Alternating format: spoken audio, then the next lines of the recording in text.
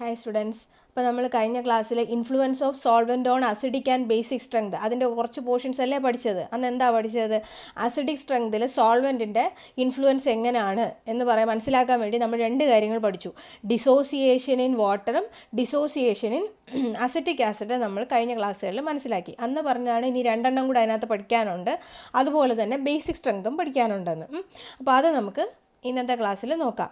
അപ്പോൾ ഇന്ന് നമുക്ക് മനസ്സിലാക്കാനുള്ളത് dissociation in liquid ammonia, dissociation in hydrogen fluoride. അപ്പോൾ അതും കൂടെ ആകുമ്പോഴത്തേക്കും influence of solvent on acidic strength ഒക്കെ ആവും. Then next one influence of solvent on basic strength. അപ്പോൾ അതും കൂടെ നമുക്ക് ഇന്നത്തെ ക്ലാസ്സിൽ നോക്കാം. അപ്പോൾ first one dissociation in liquid ammonia.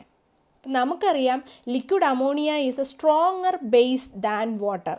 നമ്മൾ പല കേസസിലും വാട്ടറിനെ ബേസായിട്ട് എടുത്ത് ഇക്വേഷൻസ് എഴുതിയിട്ടുണ്ട്, റിയാക്ഷൻ നമ്മൾ എഴുതി നോക്കിയിട്ടുണ്ട് അല്ലേ. അപ്പോൾ ഈ പറഞ്ഞ വാട്ടർ ബേസായിട്ട് ആക്ട് ചെയ്യുമെങ്കിലും അതൊരു സ്ട്രോങ് ബേസ് അല്ല. അതേസമയം ലിക്വിഡ് അമോണിയ ഒരു സ്ട്രോങ് ബേസാണ്. അങ്ങനെ സ്ട്രോങ് ബേസ് ആയതുകൊണ്ട് തന്നെ എന്ത് സംഭവിക്കും? നമ്മുടെ വീക്ക് ആസിഡുകൾ പോലും, ഫോർ എക്സാമ്പിൾ അസറ്റിക് ആസിഡ് പോലുള്ള വീക്ക് ആസിഡുകൾ പോലും in presence of liquid ammonia complete dissociation നടക്കും. അതുകൊണ്ട് തന്നെ ആ കേസിൽ നമുക്ക് എന്തെന്ന് പറയാം? അങ്ങനെയുള്ള വീക്ക് ആസിഡുകളെ പോലും സ്ട്രോങ് ആസിഡുകളാണ് എന്ന് in presence of liquid ammonia നമുക്ക് പറയാനായിട്ട് പറ്റും. ഫോർ എക്സാമ്പിൾ ആ ഒരു ഇക്വേഷൻ നിങ്ങൾ തന്നെ ഒന്ന് എഴുതി നോക്കിയേ. അസിറ്റിക് ആസിഡും NH3യും തമ്മിലുള്ള റിയാക്ഷൻ. അവിടെ എന്താ ശരിക്കും സംഭവിക്കുന്നത്? NH3 ഒരു സ്ട്രോങ് ബേസ് ആയത് കാരണം ഉണ്ടാകുന്ന H+ അയോണുകളെ കംപ്ലീറ്റ് ആയിട്ട് അതിന് പിടിച്ചെടുക്കാൻ പറ്റും. കംപ്ലീറ്റ് ആയിട്ട് പിടിച്ച് NH3+ അയോണുകളായിട്ട് മാറാനുള്ള കഴിവ് അതിന് കൂടുതലായിട്ടുണ്ട്. അതുകൊണ്ട് തന്നെ ഈ ഉള്ള CH3COOH H+ അയോണുകളെ റിലീസ് ചെയ്തുകൊണ്ടിരിക്കുകയും ഒരു കംപ്ലീറ്റ് ഡിസോസിയേഷൻ അവിടെ നടന്നിട്ട് നമ്മുടെ ഫോർവേഡ് റിയാക്ഷൻ, അതായത് CH3COOH H+ അയോണുകളായിട്ടും CH3COO- അയോണുകളായിട്ടും മാറി നിൽക്കും. ആ ഉണ്ടായ H+ അയോണുകളെ കംപ്ലീറ്റ് ആയിട്ട് NH3 അക്സെപ്റ്റ് ചെയ്തിട്ട് NH3+ അയോണുകളായിട്ട് മാറാം. ഇങ്ങനെയുള്ള കേസസിൽ അത് CH3COOH ആയിരുന്നാലും വേറെ ഏത് വീക്ക് ആസിഡ് ആയിരുന്നാലും in presence of ammonia complete dissociation നടക്കും. അതുകൊണ്ട് തന്നെ നമുക്ക് ആ വന്നിരിക്കുന്ന ആസിഡിനെ, അത് വീക്കാണെങ്കിലും അതൊരു സ്ട്രോങ് ആസിഡ് ആയിട്ടായിരിക്കും in presence of ammonia behave ചെയ്യുന്നത്. ഓക്കെ, അതൊരു സ്ട്രോങ് ആസിഡ് ആയിട്ടായിരിക്കും നിൽക്കുക. അപ്പോൾ തീർന്നിട്ടില്ല. അതുകൊണ്ട് തന്നെ നമുക്ക് എന്ത് പറയാം? All acids which are in aqueous solutions behaves stronger than acetic acid appear to be of almost same strength on dissolving in liquid ammonia. Clear ആയോ? അതായത് നമ്മൾ എന്തുവാണ്, അക്വസ് സൊല്യൂഷൻസ് എടുത്തല്ലോ, അതായത് വാട്ടറുമായിട്ട് ഡിസോൾവ് ചെയ്യിപ്പിച്ചിട്ട് നിങ്ങൾ അക്വസ് സൊല്യൂഷൻ എടുത്ത സമയത്ത് എടുത്ത സ്ട്രോങ് ആസിഡുകൾ, ഫോർ എക്സാമ്പിൾ HCl ആയാലും HNO3 ആയിരുന്നാലും അവയെല്ലാം തന്നെ അസറ്റിക് ആസിഡിനെക്കാട്ടിലും സ്ട്രെങ്ത് കൂടിയ ആൾക്കാരായിരുന്നു. അതെല്ലാം സ്ട്രെങ്ത് കൂടിയ ആൾക്കാരാണ്. അതേ ആ ആൾക്കാരെയും നിങ്ങൾ ഇവിടെ അസറ്റിക് ആസിഡിനെയും ലിക്വിഡ് അമോണിയയ്ക്കകത്ത്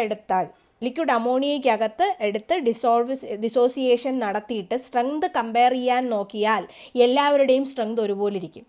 സ്ട്രോങ് ആസിഡ്സിൻ്റെ ആയിരുന്നാലും വീക്ക് ആസിഡ്സിൻ്റെ ആയിരുന്നാലും സ്ട്രെങ്ത് സെയിം ആയിട്ട് ഓൾമോസ്റ്റ് സെയിം സ്ട്രെങ്തിലായിരിക്കും in presence of liquid ammonia കാണിക്കുക. അതാണ് ആ പറഞ്ഞിരിക്കുന്നത്. ഇനി ഒന്നുകൂടെ ഒന്ന് വായിച്ചു നോക്കിയേ. All acids which in aqueous solution, നമ്മുടെ വാട്ടറിൽ എന്താണ് സ്ട്രോങ്ങർ ആസിഡ്സ് എന്ന് പറഞ്ഞ ആൾക്കാർ ബിഹേവ്സ് സ്ട്രോങ്ങർ ദാൻ അസറ്റിക് ആസിഡിനെക്കാട്ടിലും സ്ട്രെങ്ത് കൂടുതലായിട്ട് ബിഹേവ് ചെയ്തുകൊണ്ടിരുന്ന ആസിഡുകൾ appear to be almost same strength on dissolving in liquid അമോണിയയിൽ ഡിസോൾവ് ചെയ്യുന്ന സമയത്ത് ആ സ്ട്രോങ് ആസിഡുകളായിരുന്നാലും നമ്മുടെ വീക്ക് ആസിഡ് ആയിരുന്നാലും സെയിം സ്ട്രെങ്തിലായിരിക്കും ഇരിക്കുക. ദാറ്റ് ഈസ് ഏതാണ്? Strong acids like HCl, HNO3, അതുപോലെ H2SO4. ഇനി വീക്ക് ആസിഡുകളായിട്ടുള്ള അസറ്റിക് ആസിഡ്, അതുപോലെ പ്രൊപ്പിയോണിക് ആസിഡ്, ഇവയെല്ലാം തന്നെ appear to be almost same strength in liquid ammonia, എല്ലാത്തിൻ്റെയും സെയിം സ്ട്രെങ്തിലായിരിക്കും. അപ്പോൾ നമുക്ക് സ്ട്രെങ്ത് കമ്പയർ ചെയ്യാൻ, വീക്ക് ആസിഡിൻ്റെയും സ്ട്രോങ് ആസിഡിൻ്റെയും സ്ട്രെങ്തിൻ്റെ കമ്പാരിസൺ നടത്താൻ in presence of liquid ammonia നമുക്ക് കഴിയില്ല. എല്ലാത്തിൻ്റെയും സ്ട്രെങ്ത് സെയിം ആയിരിക്കും. അപ്പോൾ അതാണ് ഈ ഇവിടെ സംഭവിക്കുക. ഓക്കെ, ഇനി ഇതിനടുത്തടുത്ത് നമുക്ക് പഠിക്കാനുള്ളതാണ് ഡിസോസിയേഷൻ ഇൻ ഹൈഡ്രജൻ ഫ്ലൂറൈഡ്. HFൻ്റെ പ്രസൻസിൽ എന്താണ്, അതായത് HFനെ നമ്മൾ സോൾവൻ്റ് ആക്കിയാൽ അങ്ങനെ എന്തെങ്കിലും ചെയ്യാൻ പറ്റുമോ എന്നുള്ളത് നമുക്ക് നോക്കാം. അപ്പോൾ ഇത് നിങ്ങൾ ഓർക്കേണ്ട ഒരു പ്രധാന കാര്യമാണ്. നമ്മളിപ്പോൾ പഠിച്ചതുപോലൊന്നുമല്ല, ഇത് വളരെ വ്യത്യസ്തമായ ഒരാളാണ്. അതിന് ഈ HFന് ഒരു രീതിയിലുള്ള ബേസിക് ക്യാരക്ടറും ഇല്ല, അത് മറന്നു പോകരുത്. HF hydrogen fluoride has no basic properties. അതായത് എന്താണ് ഈ ബേസിക് പ്രോപ്പർട്ടി എന്ന് പറഞ്ഞാൽ? അതായത് അതിന് പ്രോട്ടോണുകളെ അക്സെപ്റ്റ് ചെയ്യാനുള്ള കഴിവ് യാതൊരു തരത്തിലും ഇല്ല. ഇനി ഏത് ആൾക്കാരും നിങ്ങൾ HFനെ റിയാക്ട് ചെയ്യിപ്പിച്ചിരുന്നാലും അദ്ദേഹം സ്ട്രോങ് ആസിഡായിട്ട് മാത്രമേ ഇരിക്കുകയുള്ളൂ. ബേസിക് ക്യാരക്ടർ ഒന്നുമില്ല. വരുന്ന H+ അയോണുകളെ തിരിഞ്ഞു പോലും നോക്കില്ല, അക്സെപ്റ്റ് ചെയ്യാൻ അത് ശ്രമിക്കുകയേയില്ല. That is, hydrogen fluoride has no basic properties. That is, it has no proton accepting property. പ്രോട്ടോണുകളെ അക്സെപ്റ്റ് ചെയ്യാനുള്ള യാതൊരു കഴിവും ഹൈഡ്രജൻ ഫ്ലൂറൈഡിന് ഇല്ല. It has strong acidic property. Acidic property ആണെങ്കിൽ ഏറ്റവും കൂടുതലായിട്ടും ഉണ്ട്. ഇനി അതുപോലെ അസിഡിക് പ്രോപ്പർട്ടി കൂടുതലായത് കാരണം എന്ത് ചെയ്യും?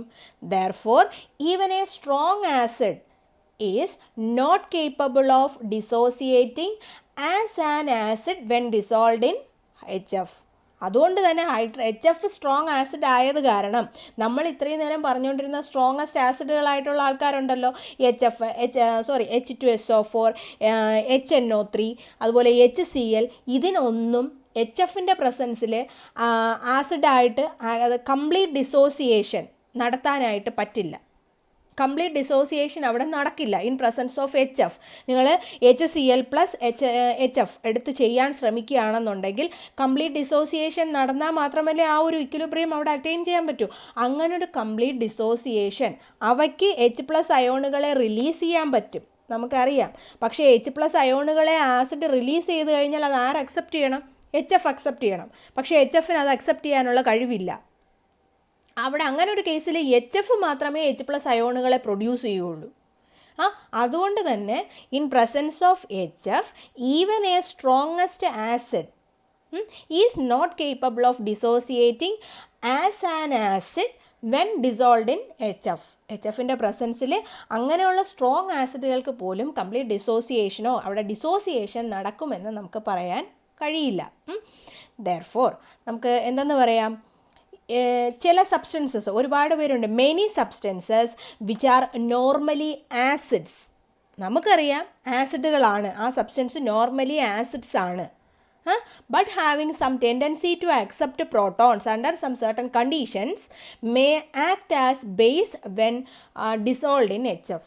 അതേസമയം നോർമലി ആസിഡാണെന്ന് നമുക്കറിയാം, എന്നാൽ H+ അയോണുകളെ ചില പ്രത്യേക കേസസിൽ അക്സെപ്റ്റ് ചെയ്യാൻ റെഡി ആയിട്ടുള്ള ചില സബ്സ്റ്റൻസുകളുണ്ടല്ലോ, അങ്ങനെയുള്ള സബ്സ്റ്റൻസുകൾ അങ്ങനെ വന്നാൽ അവ അവിടെ ബേസായിട്ട് ആക്ട് ചെയ്യണം. ഒരു റിയാക്ഷൻ നടക്കുമ്പോൾ ആസിഡായിട്ട് HF ആക്ട് ചെയ്ത് കഴിഞ്ഞാൽ മറ്റേ ആൾ ബേസായിട്ട് ആക്ട് ചെയ്യണ്ടേ? അത്തരത്തിൽ ആസിഡായിട്ട് പോലും ബേസായിട്ട് ആക്ട് ചെയ്യാൻ കഴിവുള്ള ചില ആൾക്കാർ ഈ HFൻ്റെ പ്രസൻസിൽ ഡിസോസിയേഷന് റെഡിയാവും.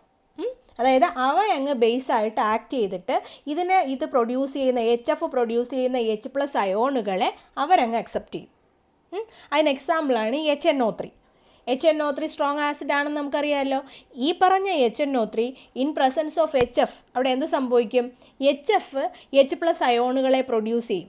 HF എന്തൊക്കെയായിട്ട് മാറും? H++F- അയോണുകളായിട്ട് മാറും. ആ ഉണ്ടായ H+ അയോണുകളെ നമ്മുടെ HNO3 അക്സെപ്റ്റ് ചെയ്യും. HNO3 അക്സെപ്റ്റ് ചെയ്യുന്നു means here HNO3 will act as a base. എന്നിട്ടത് എന്തായിട്ട് മാറുന്നു? H2NO3+ അയോണുകളായിട്ട് മാറുന്നു. അപ്പം ഇതാണ് നടക്കുന്നത്. ബേസായിട്ട് ആ വരുന്ന ആൾ ആസിഡ് ആണെങ്കിലും അതങ്ങ് ബേസായിട്ട് ആക്ട് ചെയ്ത് കൊടുക്കും ഇൻ പ്രസൻസ് ഓഫ് HF. അപ്പം ഇതാണ് HF സോൾവൻ്റ് ആക്കി കഴിഞ്ഞാൽ സംഭവിക്കുന്നത്. അത് ഒരു കാര്യം നിങ്ങൾ ഓർത്തിരിക്കുക. Even a strong acid like HNO3 പോലുള്ള ഏത് സ്ട്രോങ് ആസിഡ് ആയിരുന്നിരുന്നാലും they will behaves as a base when dissolved in HF. HFൽ ഡിസോൾവ് ചെയ്യാൻ ശ്രമിച്ചു കഴിഞ്ഞാൽ ആ സ്ട്രോങ് ആസിഡുകളായിരുന്നാൽ പോലും അവ എന്തായിട്ട് ആക്ട് ചെയ്യും? ഒരു ബേസ് ആയിട്ട് ആക്ട് ചെയ്യും, മറക്കരുത്. അപ്പം HFന് ബേസിക് ക്യാരക്ടർ ഇല്ല. സ്ട്രോങ് അസിഡിക് ക്യാരക്ടറേ ഉള്ളൂ. അത് കാരണം അത് H+ അയോണുകളെ പ്രൊഡ്യൂസ് ചെയ്യാൻ റെഡിയായി നിൽക്കുക. അപ്പോൾ അത് കാരണം അതിൻ്റെ കൂടെ വരുന്ന ആളിന് ബേസിക് ക്യാരക്ടർ നോർമലി ആസിഡ് ആണെങ്കിലും ബേസിക് ക്യാരക്ടർ കാണിക്കേണ്ടി വരും. അതിന് എക്സാമ്പിളാണ് HNO3.